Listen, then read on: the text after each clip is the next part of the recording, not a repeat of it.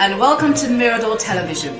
We are the biggest little TV in the world, based in Lewes, East Sussex in England. Our aim is to entertain and to spice things up a little.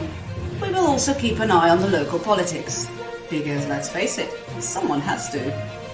Our programs range from stories about the local people to stories about people from all the way across the pond. Brought to you by our wonderful colleagues in New York. So why not sit back, relax with your favourite cuppa, or maybe your favourite tipple, and enjoy. This is Mirador Television.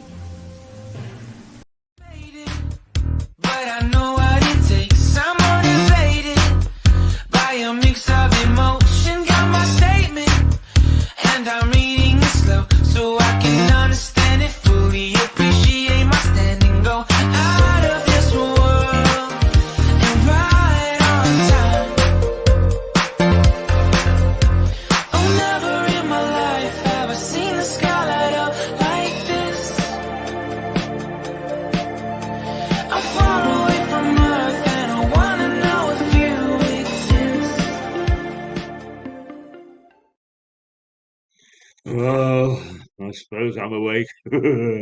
Dear me. It took a lot of doing this morning, I'll tell you.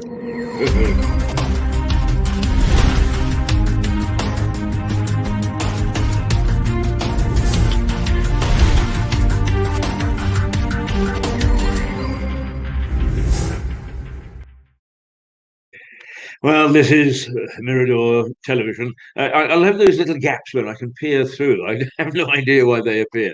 We can't seem to just butt them up. But the fact of the matter is, I bumped into Dan Bohack,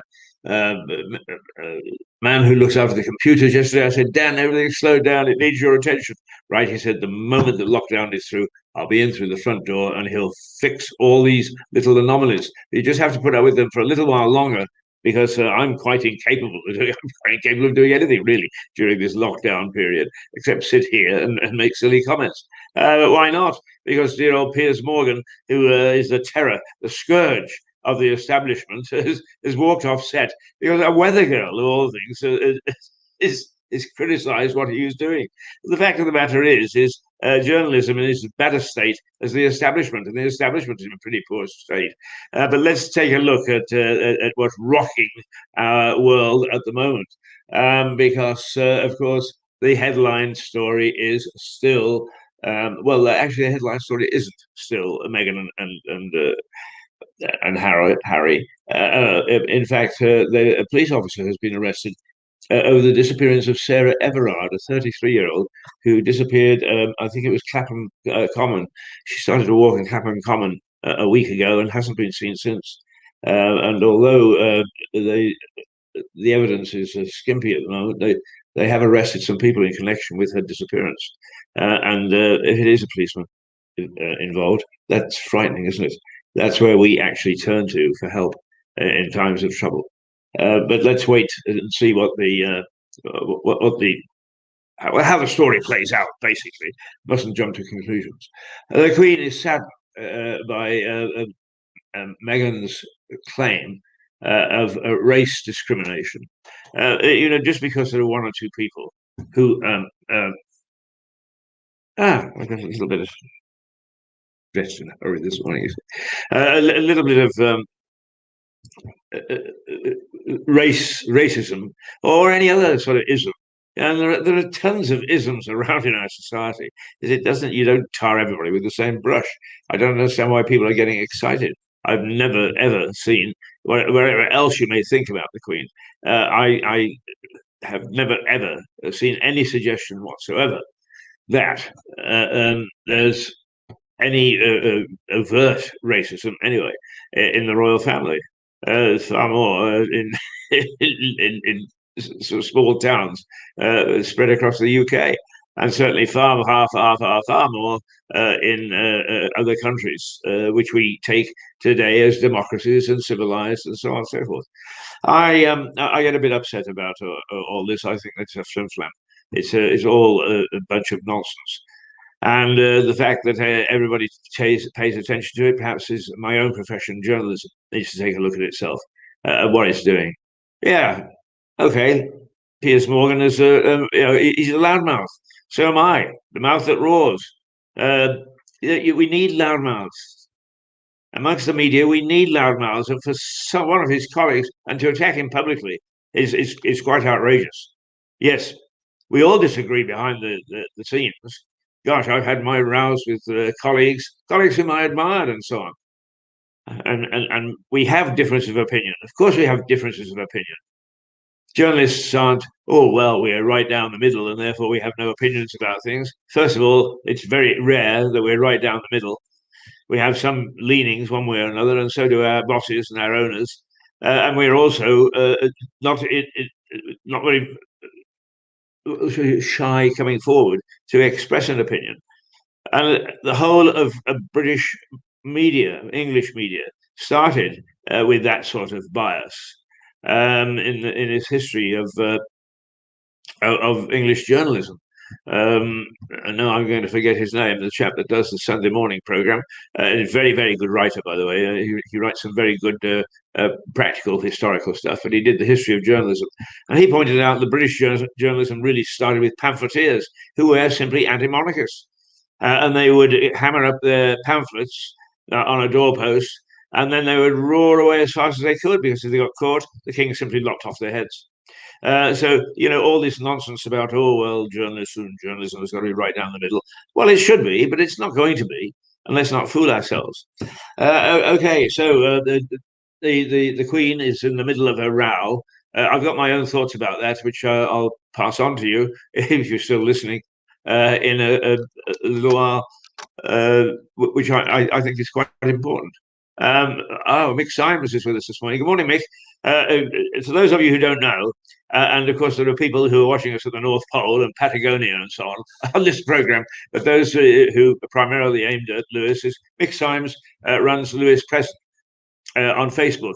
And if you want to know what's going on, tap in, because he's got his finger on the pulse of this town like nobody else. So good morning, Mick, and very, very good to see that you're up and about and foraging for news. And as I said, I'm going to have some words about news and local media as we go on throughout the morning. But for the moment, why don't we take a look at what the weather is going to be? Why not?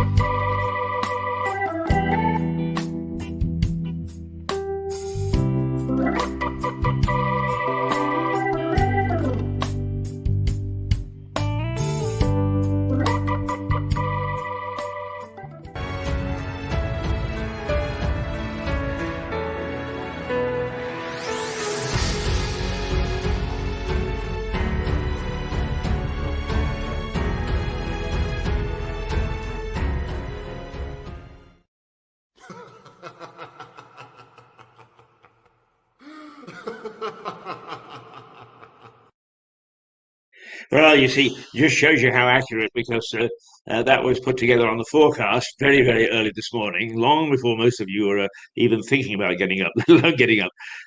So when I go to my trusty tree outside, I can see that it's a bit breezy, yes, but it isn't raining. And we're supposed to have rain all day. So there you are. The science of weather forecasting comes under the hammer again. Wow, wow, wow. Um, the Sun is saying that Brits believe Harry and Meghan should be stripped of all their titles, and that's a poll. Now, here we get into isms and bias again, because much as one would like to think that the Sun, it's a right-leaning newspaper, despite the fact that it had page 3 for a number of years, but it says quite clearly, look, they should be stripped of everything because of a survey that we've done. And there again, you see, it always tends towards the right, the sun. There's nothing wrong with that. Those people, even those people that are called guardianistas and try to pretend that they are down the middle, they're not. They've got their own views. We've all got our own views, and those are reflected in our media, and that's the healthy way it should be. We shouldn't all. I mean, can you imagine that a media that says yes sir, no sir, 3 bags full sir? Yeah, that's what our masters would like sometimes. But I tell you, it's pretty spiky in Lewis, and it should remain that way. And the best efforts, and I'm beginning to think that there is an effort in local governance to get rid of us. The best efforts is from the sort of thing that we can now get from Mick Symes, Lewis present, and actually he runs a couple of other groups, Lewis Past, and one or two other pages. So go and find it, because if you want to know about Lewis, and lots of people do, because we've got a lot of new people coming into the area, and for that matter, we're an interesting and exciting historic town to people outside who do dip into these sort of programs from time to time. So take a look at, keep an eye on Mick's Lewis present, it is, on Facebook. And you'll get all sorts of little tidbits and tidbits. Yes, that was one of the bloopers of many years ago. So broadly, our news this morning is between the disappearance of this lady and the row going on in the royal family. Now, it says, oh, the Queen to privately quiz senior royals over Harry and Meg's race claims. Well, if somebody did say, bugger off, you nasty whatever, that would be one thing. But we all are, without even realizing it, institutionally biased and racist. And I did a little. I wake in the middle of the night and I think, oh, I'll share my thoughts with the world. And of course, about 3 people read them, but it doesn't matter. I get them off my back. And I pointed out that in the 60s and the 70s, we all tried to show just how liberal we were, and that we accepted coloured people and homosexuals and so on and so forth. Some of my best friends are Jews. Well, how racist can you get with a statement like that? But we didn't know it. We were trying hard to say, hey, listen, we don't have any isms. We are perfectly welcoming of other races, religions, creeds, etc., etc. But some of my best friends are Jews. What about the people who aren't? Oh dear, oh dear, oh dear. So what's happening at the moment at the top of the royal tree, and for that matter, at the top of the governance, is to be worried about, I think is the word. It shouldn't be happening. This should just be a spat within the royal household. Because believe me, what we have to do is to differentiate between the royal household, in other words, the incumbents of the office, and the system itself. And I've actually lectured on constitutional monarchy. And the constitutional monarchy, I'm no great expert, but I do know a little bit about it. The constitutional monarchy is probably the best form of government that you probably could get anywhere in the world, and we've got it. And from time to time, you'll get a baton. You'll get people in that shouldn't be in, but they are. But that happens everywhere. What about the United States, where they've just had somebody who shouldn't have been president and was? And over the years, and in many places, without disregarding the fact that I have many Russian friends, journalists, and from all other walks of life, who are supporters of President Putin. Some of them are critics as well, and God bless them, they can in Russia still, without being thrown into jail, as long as they're careful, be critical of Mr. Putin. But he isn't everybody's choice as president. But that's the system. That's the system they've got, and he ends up being in it. Is the system right, or is the incumbent right? In our particular case, I hate to think that there is an attack on our form of government, a constitutional monarchy. I'm all for it. And if you actually go and examine it, you want to take a really close look at it. It's a brilliant form of government, actually. It's the one thing that nobody can do is you can't actually overthrow the government in this country. because he's got so many layers, and not least of which is the Queen is head of the armed forces. So if you're going to say to the army, come on, let's have a go at the palace, you've had it. They only take orders from the Queen. No, never mind. We won't get into constitutional monarchies too much. But I am quite serious in my next point. What's the time? 7:46. So we've been on with little bits and pieces and rambling about 15 minutes or so, probably long enough for most of you. But I am a bit concerned that quietly there is an attack upon our freedom of the media. You say, well, people aren't thrown into prison for expressing opinions, either publicly or in the papers. Although we're starting to see a little bit of that now and again, which is a bit worrying, a bit frightening. But one of the things that, for instance, if you look locally, now I actually sent a written request to Maria Caulfield and said, what is your position on local media? Are you for it, against it? Are you part of any arrangement to try and get rid of it? And she was very forthright and came back straight away and said, on the contrary, if you look at my record, I'm very supportive of local media. Well, actually, if you look at her record, it's not that hot, but that doesn't matter. She has made a public statement that she's for us. And local media is vitally important, and it's not just me saying it. And it's not just people in this country saying it. A very prestigious review by a group out of Harvard University in the United States found that where there was a shrinkage of local media, that the efficiency of local government fell, and the rate of taxation, in other words, the council tax, went up. Oh, does it ring a bell? Yeah, so it should. Well, if you look at the record here, the Sussex Express, which was once a vital newspaper, dear old John Eccles was there, here, there, everywhere. And it was on School Hill. Well, it's not in Lewes at all anymore. I understand, and I'm very careful about this, and I understand from informants that there are down to about 1.5 reporters to look after the whole of Lewes district. Now, that's not all the fault of local governance, but where is Viva Lewis? Went to the wall, didn't it? Without so much as a murmur. Nobody said, oh dear, Viva Lewis is going to disappear. How sad. He went. And after being with us for about 12 or 14 years. Where is Town and County? Well, the two boys who edit it and fight very hard to keep it going, have they been in lockdown? Have they had any help? Have they had any support? No, they have not. And what about Mirador television? Well, we're on our last legs too. On our last legs, because I was talking to a friend of mine in Zurich who runs something called Swiss News, and they're having the same problems on the continent. And he said, we are tough buggers, Keith.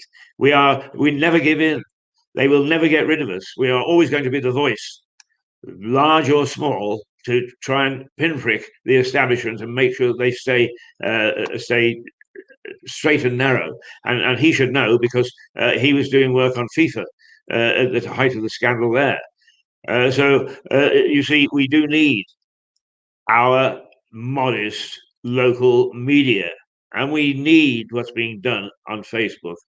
And it's all very well to have a go and say, no, we're no better or no worse. And most of us have tasted the cup of international and national journalism. We're no better or no worse than a lot of other people, a lot of other papers. So why don't you get behind local media and say to this lot that we've got down in Southover is, come on, support it, or at least if you can't feel it in your heart to support it, and they don't like some of the things we say, and you wait when Stephen Gatling gets going this week. Oh, he's got some doozers, believe me. If you can't actually support us, people down in Southover, don't pretend. Just come out and say we are protagonists or antagonists. We're going to have a go at one another, but that's what makes a healthy, liberal, open society. Right, I've had my say now. Let's see what Stephen said. If in fact, hopefully, this will work. Yesterday it didn't, and I'll have to take it off if it doesn't. Let's have another go.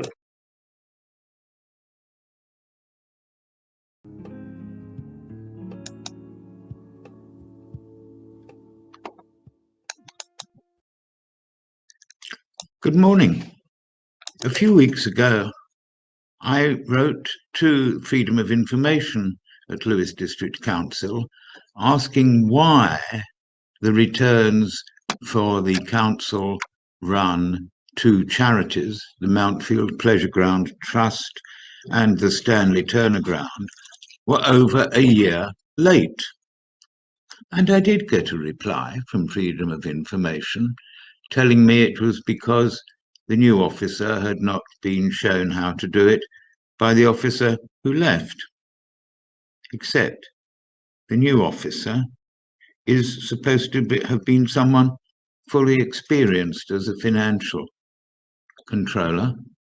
So I don't know what they didn't understand about the need to file charity commission returns. The number of days when I checked in the middle of this week had risen to the returns being 397 days late. So I thought I'd write to the leader of the Green Party and the leader of the Liberal Democrat Party, who are in an alliance to run the council. And I had a reply from the leader of the Green Party saying, yes, of course we're concerned, but it's all to do with the auditors, Deloitte's. Now, that isn't the reason that was given by an officer. Interestingly enough, the chair of the audit committee was in touch last night and said they are going to be addressed by the officers on Monday, by which time, of course, the audit commission returns will be 400 days late. And these figures, if I am correct, and I'm not saying I am, I'm just saying how it seems to me, these are the figures for the financial year 2018 to 2019, which should have been deposited by the end of January 2020. That's how late they are.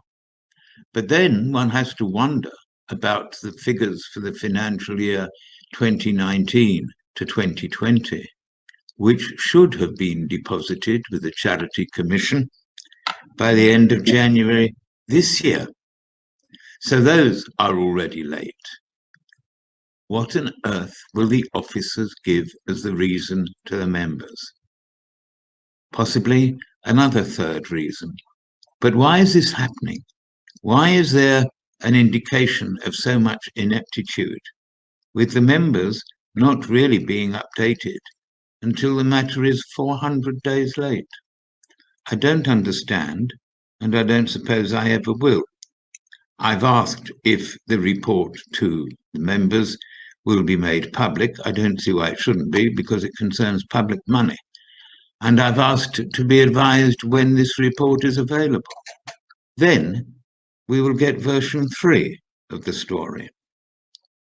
But this is inexcusable.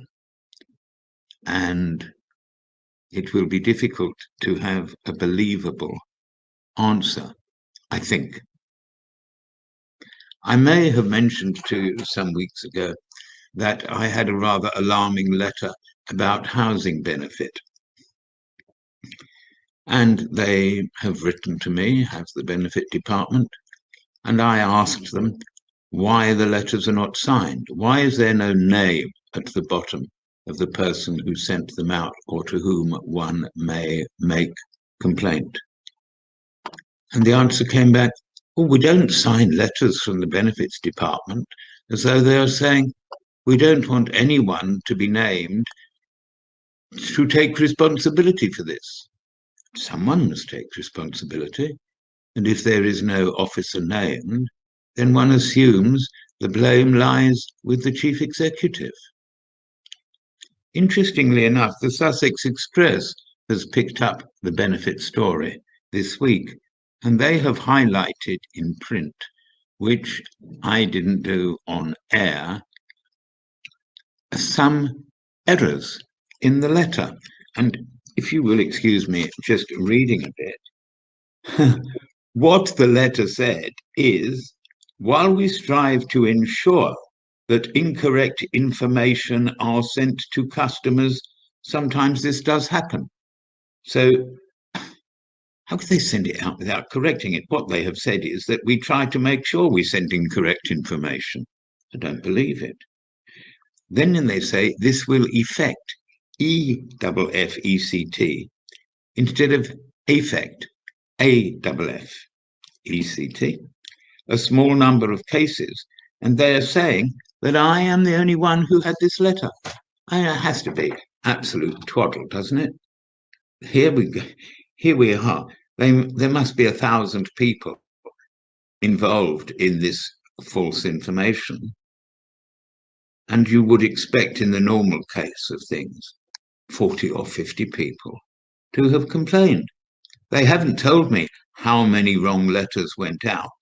And yet they still say, I'm the only one to query having to live before rent on £66 a week.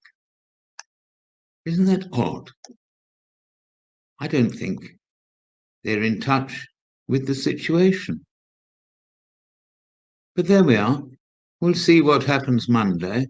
And if I get the officer's report, it should be in the public domain, because everyone in Lewis District pays these officers' wages.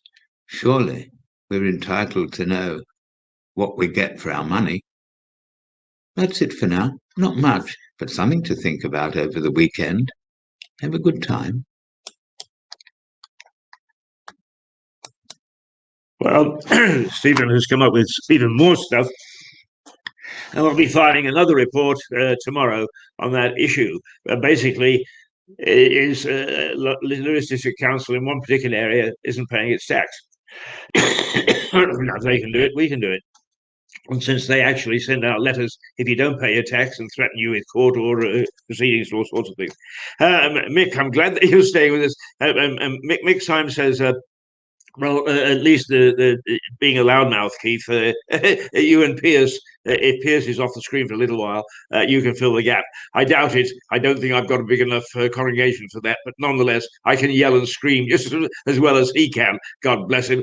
And in fact, strangely enough, I was one of the very first, way back in 1975, to start the open microphone system, as they call it, up in Birmingham, with the phone-in show in this country, in which you told people to be daft and get off the air, and now is billed as the man you love to hate. So I've been a loudmouth, as they say, all my life, and I'm not apologetic for it one little bit. There's got to be some of them, and I might as well be one. But Mick also points out, he said, you know, the two magazines have gone because advertising revenue has fallen. Well, yes, that's true, but advertising revenue has fallen because a lot of the shops and so on have closed and aren't able to trade. But great gobs of money have been spent trying to save the shops and trying to save jobs in certain sectors, not in media. And I think that's a bit frightening, Mick. Anyway, I'm delighted that you've tapped in this morning, and I hope that you and I, because we have wrestled with words, let's put it this way, for some time. I think that we're good friends, even though we shout at one another and disagree with one another, and that's what this program should be all about. Let's get a debate going. Shout it loud. Lewis is great. And recently it's become sort of a shy little entity sitting in the corner. No, come on, let's get out. We've got our own view in Lewis, and we always have. And I think that we should express it to the rest of the world, certainly to the rest of the country. And through this program, because of our network, we're able to do that. So come on in and do find us, Mirador Television, Lewis, and tap in if you want to have a real go at me. I don't mind. I don't mind being the Aunt Sally. You can yell and scream and all you want at me, as long as we actually get this debate out in the open, because only that way will we make sure that freedom of expression, freedom of speech, freedom of the media is maintained. Right. Now, let's have a little laugh, shall we?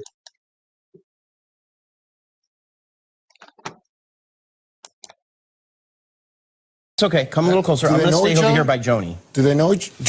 No, hold him tight. Hold him tight. Hold him tight. I am. Hold him tight. I am. Got him. a.m. Oh, it's okay. All right. All right, Joni, you got it. First and last name, please. Erica O'Donnell. And can you spell first and last? First-Last.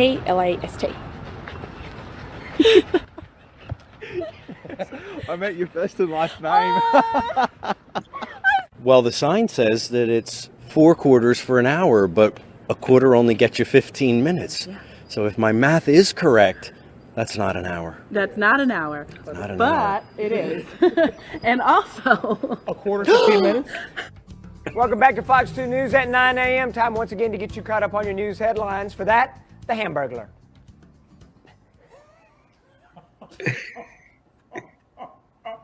it's your birthday. I'll let it pass. Thank you. No, I won't. I'll get you later. And England skipper Andrew Strauss arrived in London, proudly showing off the little urn. They'll spend 4 days at home before flying out for the World Cup. And Belinda, I just can't understand how something so small can be so impressive. Well, Mark, you would know about that. Thank you very much. I'm Scott Mattis, live in Hernando, Mississippi, where there's been spottings of a cougar, and that's not it. That looks like a house cat, but we're just feet away from where a local man rolled his cell phone video on what some say is a cougar. I'll be right back with a live report. But what we can say is that it looks for him in Uxbridge also something where there may be some concern. He had a 12,000 majority here. 12,000! It's now down to 5,000. 5,000! Some people think it won't happen again. It won't happen again! Thanks very much, Tim. Lots of people trying to get in on the act there. Well, the best part is, the guy that comes in and goes, let me buy lunch today. Those guys. Yeah, let me get it. Right, I got it. It's a $2.99 burger. I'll buy lunch. But, Okay, well, I don't mean to interrupt, but can I try one of these? Courtney, I would love to see my meat in your mouth. So I've got a burger ready to go It's not for the you. first time I've heard that.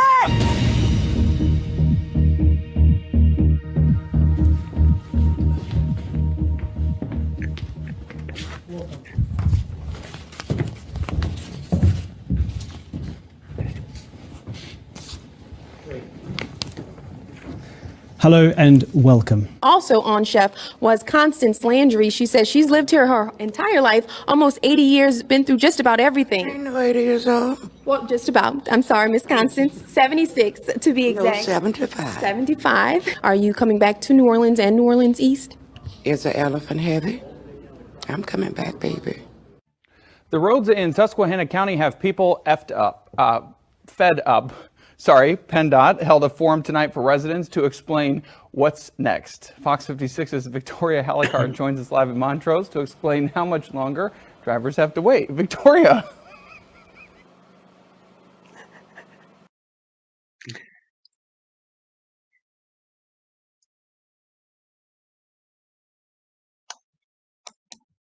So there you are. If you think that we're daft, you make a lot of mistakes.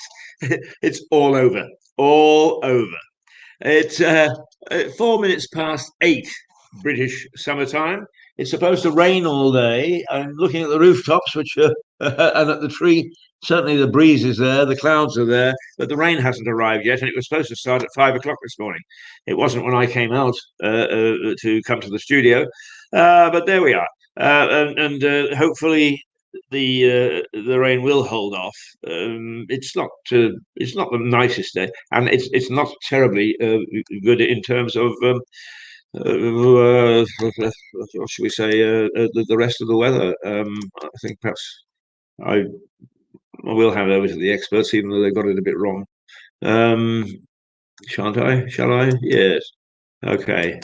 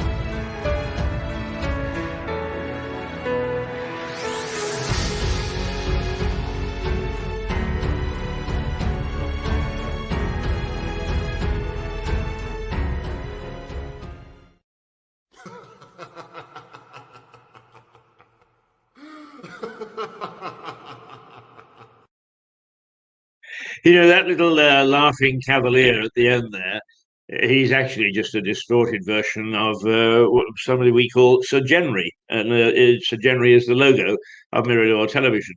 But it's based on a helmet, a sculpture that sits in Priory Park in Lewes, the site of a convent, a monastery.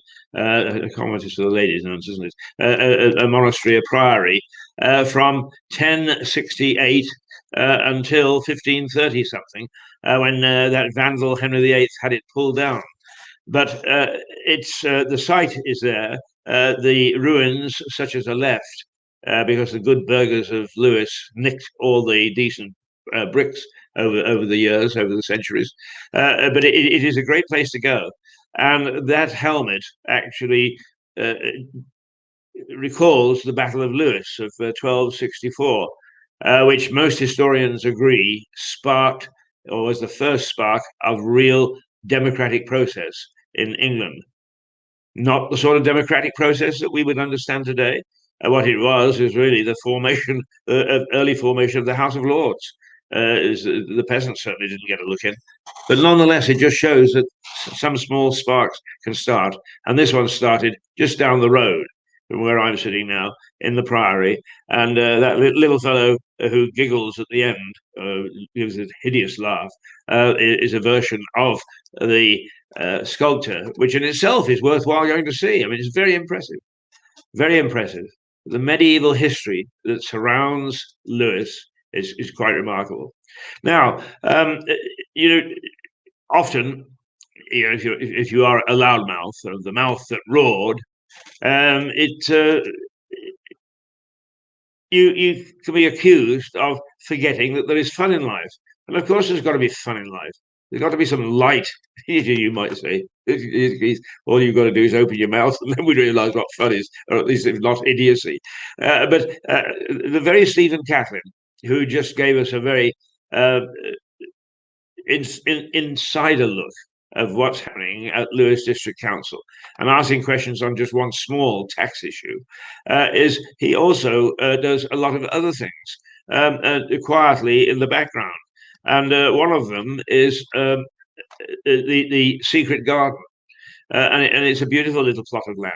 And he and a couple of other people, without any compensation whatsoever, and just simply because they love this town, go about and put it together and keep it clean and so on and so forth. So let's just take a quick look at it.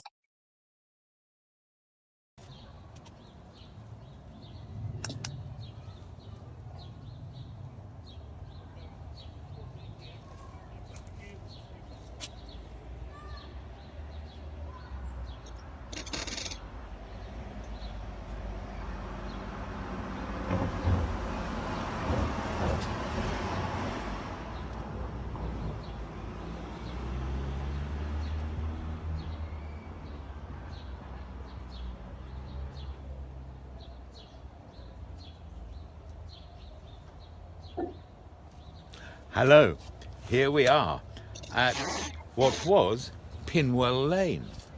It ran up through here to the top of the High Street. It became closed off some years ago, and this land is now called Manorial Waste.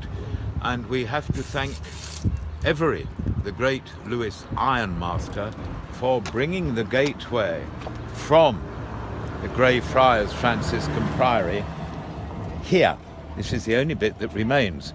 The Premier Inn is now on the site and had been a railway station before. This is the much vaunted secret garden.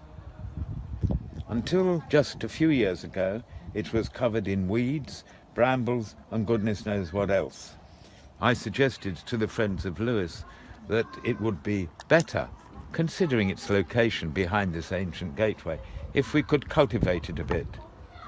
And aided by Jane Tyra and Gillian Ross, I've managed to turn it into this. I'm somewhat embarrassed to say a lot of people keep coming to take photos of it. And I can see there's an overturned pot I must rescue. But here we are. This is one of the better examples of the fruits of my labours. And I hope it gives you pleasure. Thank you. Well,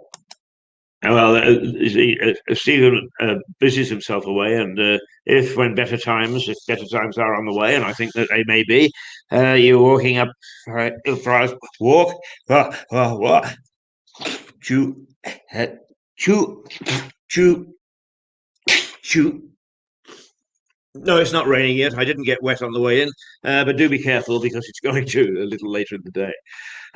Top of the news this morning, an arrest has been made. A police officer has been arrested over the disappearance of Sarah Everard, a 33-year-old young lady in London who disappeared walking across Clapham Common about a week ago. And the other, of course, is this business with Meghan and Harry and Oprah rumbles on. There's been an awful lot of stuff being spoken to about, she wasn't a very good journalist, Oprah. She didn't ask this question, she didn't ask that, and it was not a very good interview, and therefore, can you believe anything? It doesn't matter. The fact is, she does not pretend to be a journalist, or if she does, she shouldn't, because she's not. She came out of ladies' daytime television in the States, and a good many years ago, and she's done very well for herself. Thank you. She's made a fortune, and she's one of the rare people in media who does. By the way, Gary Toynton has joined us. Gary works overnight, and he gets up in the morning, and or when he leaves work to come home, the first thing he does is he taps in. And he's not from Lewis. He's from the area. He doesn't live here anymore. And I'm delighted that he. Yeah, right. He's tapped in again this morning. Good morning, Gary. Well done. Keep the home fires burning and all that sort of stuff. Anyway, there's a lot of good work that goes on in the background. Those are the two headline stories. There are all sorts of other things, I suppose, floating around. But the fact of the matter is, the Queen is going to have her own private little investigation to see whether, in fact, anybody was racist within the palace. But, it's one of those things. It's very easy, isn't it, to say, you're racist. I can remember, and a story told against myself. I founded, actually, along with two other people, a rugby club in Vancouver, in British Columbia, called the Scribes, and that was in 1967. And it's still going to this day, would you believe? In fact, it's now one of the senior clubs in that area. But one of those early meetings, I can remember we got into a very heated debate, and a good friend of mine, he's an Irishman, he passed away recently, unfortunately.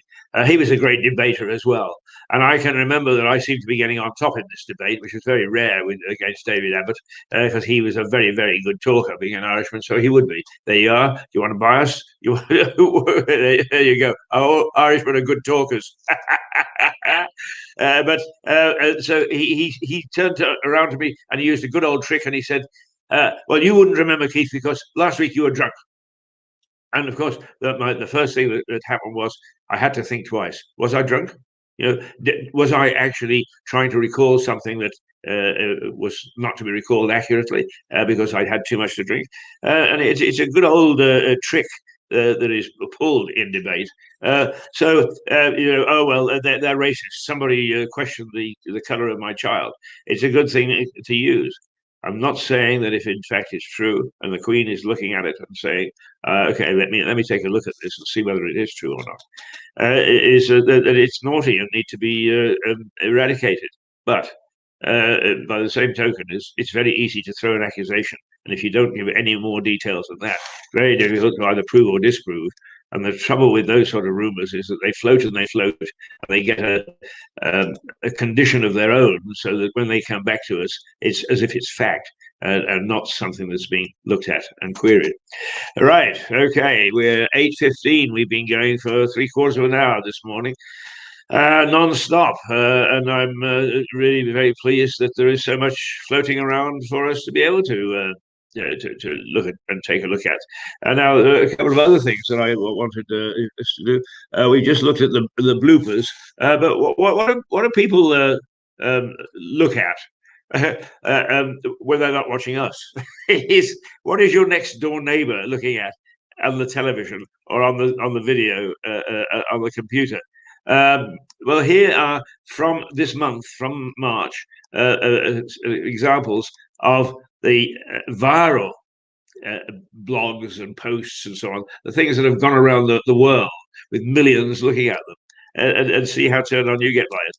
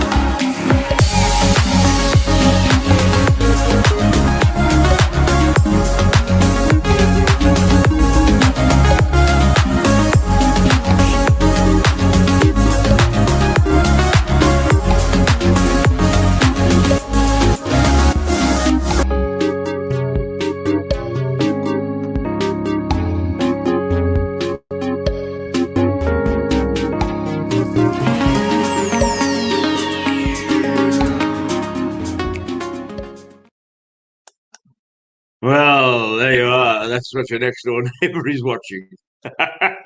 Millions of people tune into that sort of stuff. And we're going to try and keep an eye on. We can't bring it on a daily basis, but because there isn't enough of it, I guess. But we'll bring you from time to time little spot checks on who's watching what. Here we are talking about things of great deadly import, while other people are watching flashing lights and little figures and whales going up and down and you name it. Anyway, it is now 19 minutes past 8, and I do want to let's see. Yeah, I want to bring you. We started it yesterday, and we only got the introduction. But we started 2 years ago. We didn't carry on with it for a number of reasons, but I think that with the way that governance throughout the world is beginning to behave at the moment, and not a pretty sight, if I can put it that way, is that this is a little satire that we started, and we're now going to bring up to date. But this is an example of it. So here we go.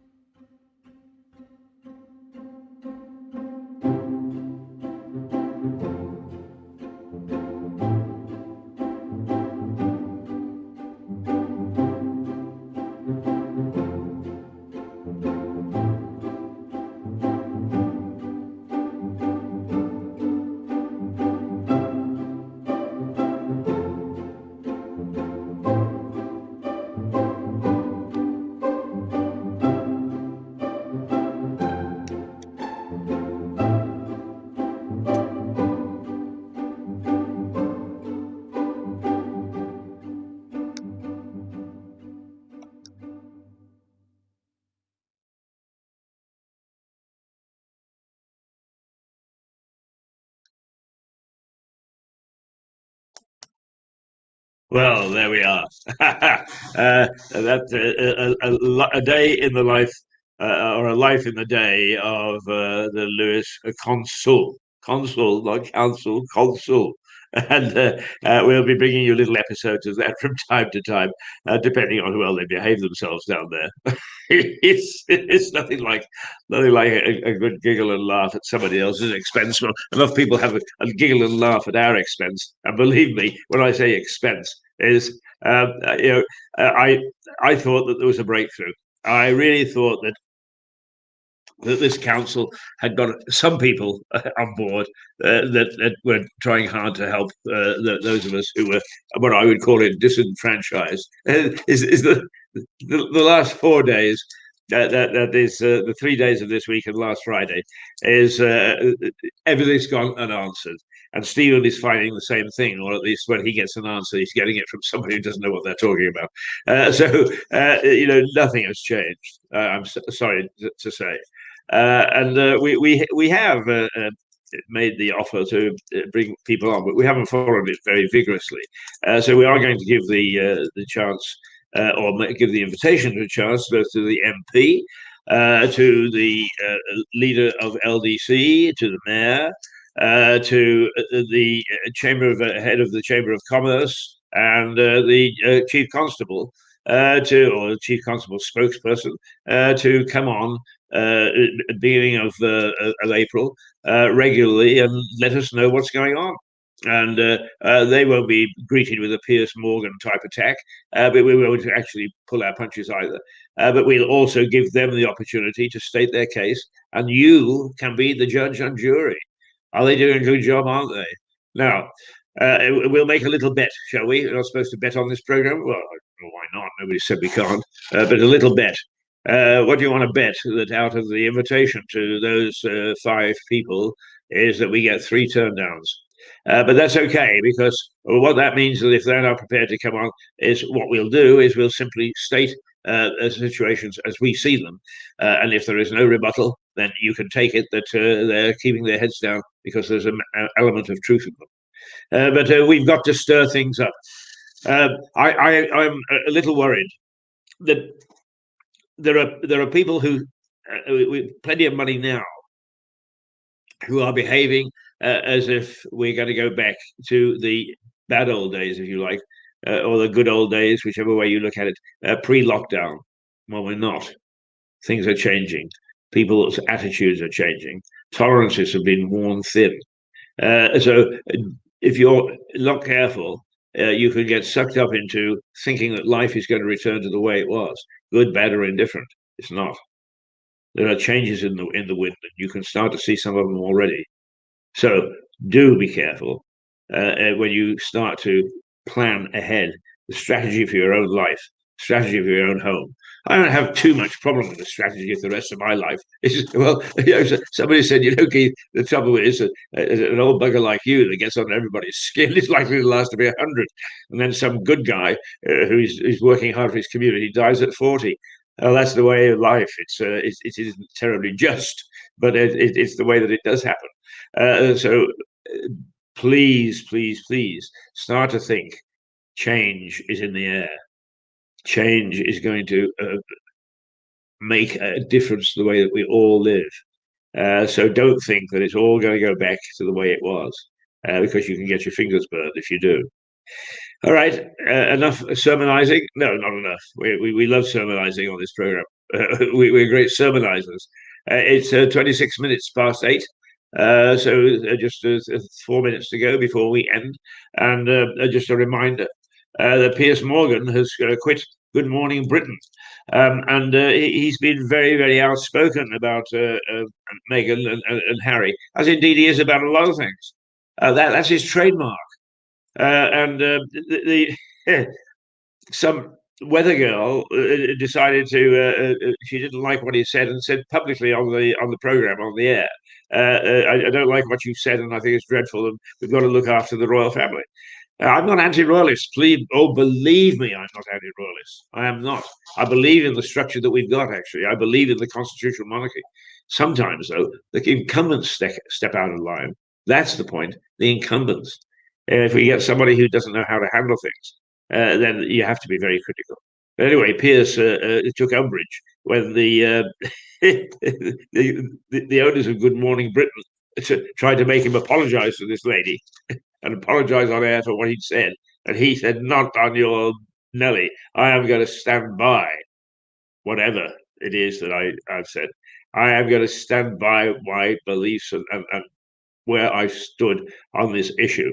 And good for him, because it is easy for the establishment to say, we are right and you're wrong. And that's when dissident voices are closed down. And when dissident voices are closed down, it leaves a hiatus in the market. The bad guys move in. It's true. The trouble is that the so-called good guys don't like being criticized. And they're the ones that actually start off curbing the media, closing it down. I mean, there's been little enough support locally for, if you want to call it, established media, television, radio, magazines, newspapers. It's been little enough. And that has got to change. That's got one of the changes. And we will continue to work hard to make sure that there is an open playing field for local media, whatever form that takes. And this morning we've had the pleasure of having Mick Symes with us, who runs the Lewis Present series of Facebook pages. Mick and I have fisticuffs from time to time, but you can often see us when the White Hart is open, having a drink there together too. That's what an open society is all about. Is you can argue with your friends, you can belly up to them because you don't agree, and that is terrific. And so let's hope that we are going to get. There's Gary Toynton is still there. I think Mick may or may not be there. It doesn't really matter. But I'm just delighted that that we've got some supporters at this hour in the morning, because normally what happens is that I talk to myself at 8:29. And in talking to myself, it means that we establish something that goes on through the day on Facebook and actually beyond the day, and others join in, and eventually we get quite a healthy little crowd who know what we've talked about, and we're starting to have at least a debating point. We're starting to get people so concerned about various issues that they are talking about it. Does Mirador television have the answers to everything? No, it doesn't have the answer to anything, actually. But what it does do is it provides a forum. It provides a forum to having people get cracking and to make sure that we at least freedom of expression, freedom of media, freedom of speech stays at the core of Lewis. Shout it loud. Lewis is great. It's fraying at the edges a little bit at the moment, but Lewis is great, and it can be great. And it's already delivered of several key figures in history who have been the defenders of the democratic process. So let Lewis now, whoever may be the lead, defend the democratic process and not permit the establishment to suppress, close down, or starve the media. I love it when I can roar like this. It'll make me feel very good for the rest of the day. And then I bump into somebody in the high street and they go, yeah, loud mouth. Doesn't bother me. Right. Okay. It is time for us, I think, to go. It is time for us to go. We've extended our run by 1 minute. First of all, just have a look at what the weather's going to be.